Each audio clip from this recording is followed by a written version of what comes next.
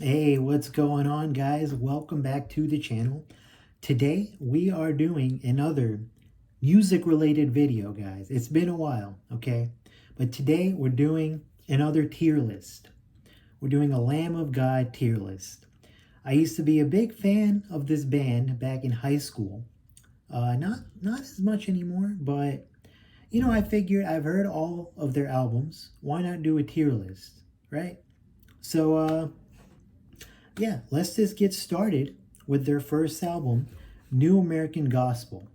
Okay, we're not counting Burn the Priest here, which was their real debut, but that was before they became Lamb of God. So, anyways, New American Gospel released in 2000, their debut album. And, you can tell that this is their first album. Like, it is very raw sounding. The production is not great objectively. Okay, the drums don't sound great. The guitar tone is passable, and the whole mix kind of just sounds a little muddled.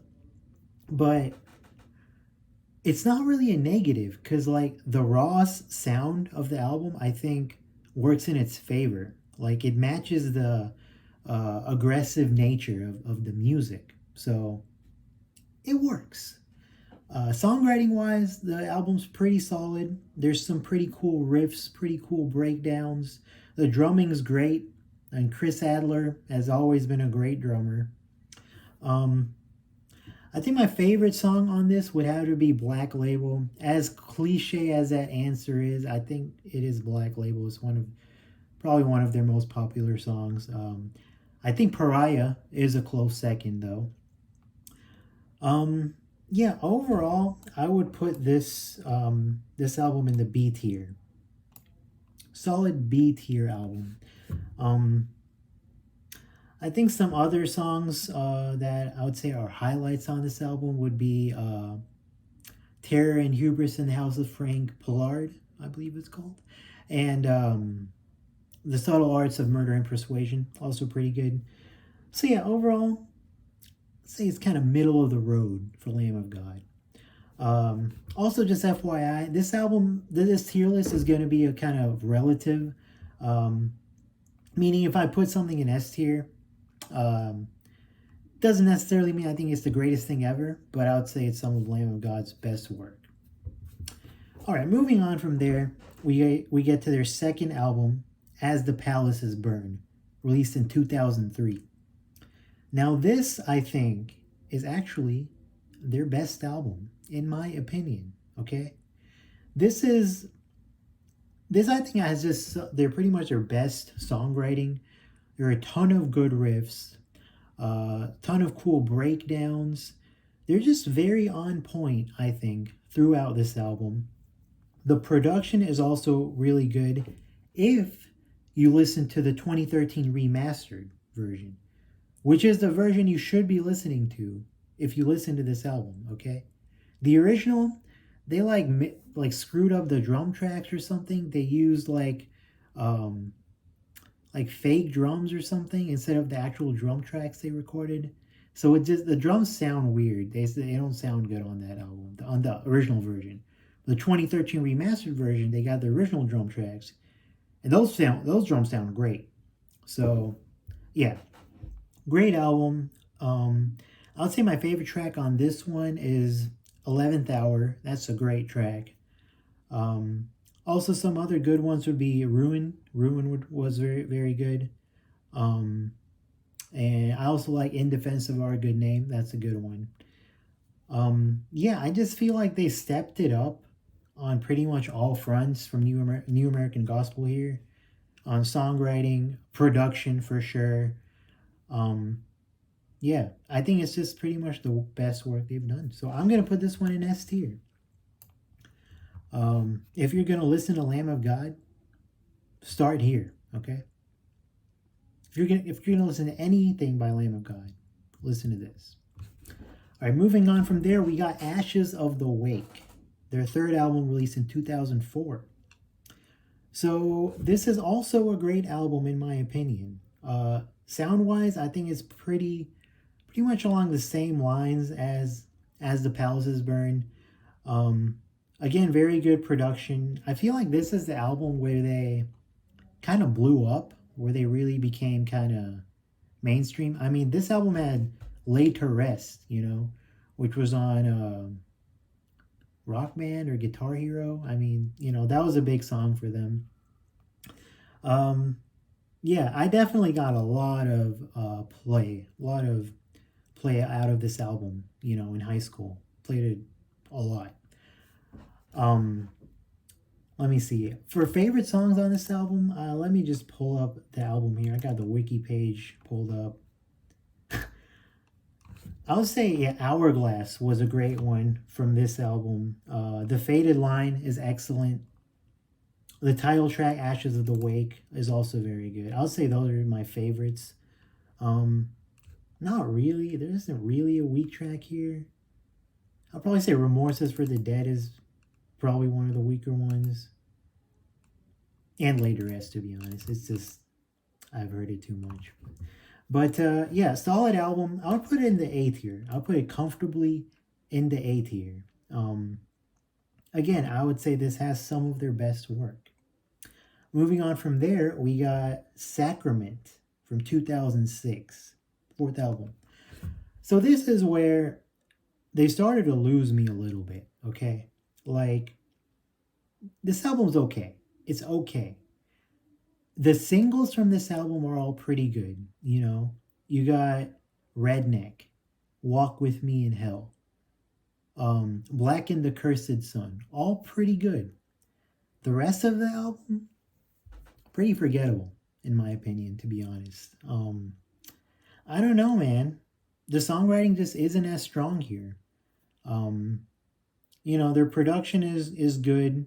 Their production's pretty solid for most of their albums, but something's just missing with this album. I just don't really feel any kind of connection to it, and I don't know. I think that's the case for a lot of these albums as we go on, to be honest. But yeah, I'm gonna put this one in C tier. Like I said, the three singles from it are pretty solid, but the rest of it is just, it's kind of forgettable. Moving on from there, we got Wrath. Yeah. Once again, this isn't a great album, okay? The only song from this one, which is like memorable in my opinion, is In Your Words. I still think that's like a solid song. That was always one song I gravitated towards from this album in high school. But yeah, other than that, man, this is even more forgettable than Sacrament. Like, I don't know, man. It just sounds like they like kind of phoned it in on this album a little bit.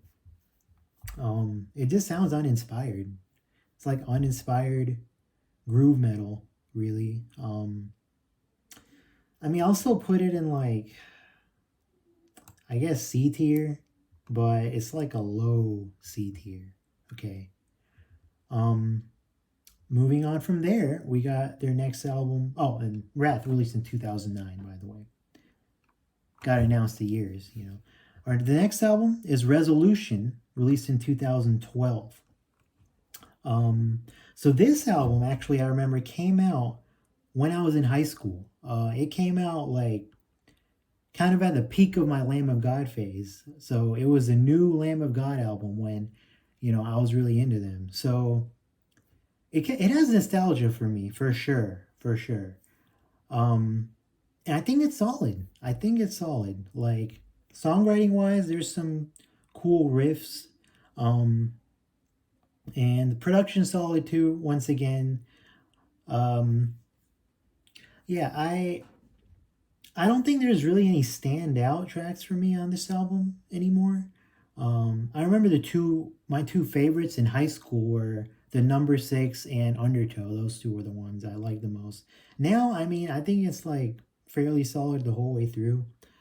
I would say Straight From the Sun, though. Straight From the Sun, or Straight For the Sun. Let me just double check right quick. Oh, wrong. Straight for the Sun stands out a little bit because it's like such an interesting sound for them. It's almost a little sludgy, which I always thought was pretty interesting. So that was a cool way to start the album. Um, yeah, I think like my nostalgia for this album definitely makes me like slightly biased, but I don't know, man. I think this is probably a little better than people give it credit for. So I would put this one in B tier. Solid B tier album. Once again, my nostalgia kind of makes me a little biased, but that's what it is. It's what it is.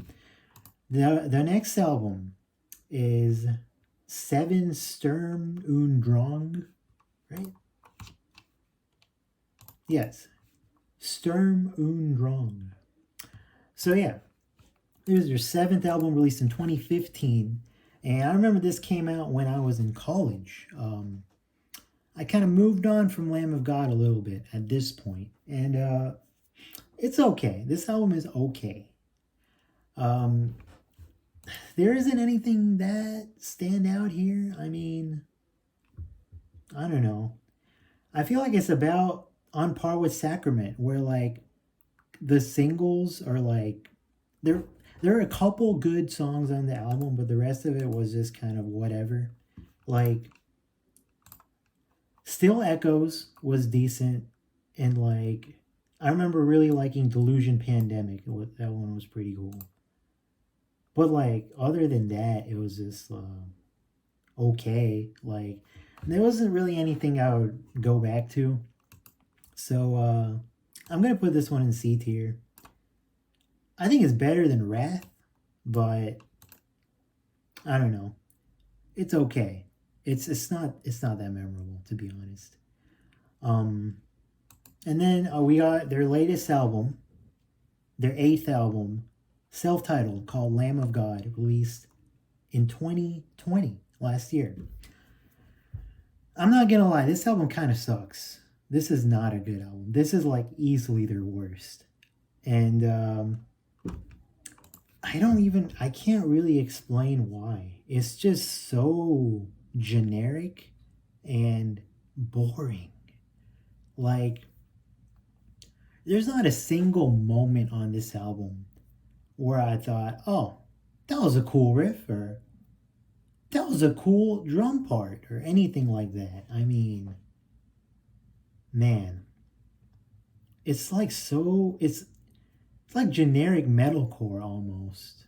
And it's like, this is the least inspired I think they've ever sounded. None of the features really add anything to the album either. And yeah. I mean, I knew, like, from the first few singles and listening to them, I was like, this isn't good, you know? So I'm going to put this one in D tier. This is an easy D tier album. It's their worst, I think. Yeah, so there you have it, guys. That's my Lamb of God tier list. I'd say there are 4, decent to great albums and 4 okay to bad albums. It's an even split. So this is a band, again, that I used to be a bigger fan of in high school. Not really as much anymore. I don't really listen to them a whole lot anymore, but not a bad band at all. Solid groove metal band. Yeah, that's my opinion on them. So thank you guys for watching. It was fun making another tier list video after a long time. And hey, if you've heard Lamb of God, let me know your tier list in the comments, or let me know what you think about them. Other than that, I'll be back with another video sometime. And you guys take care. See you later.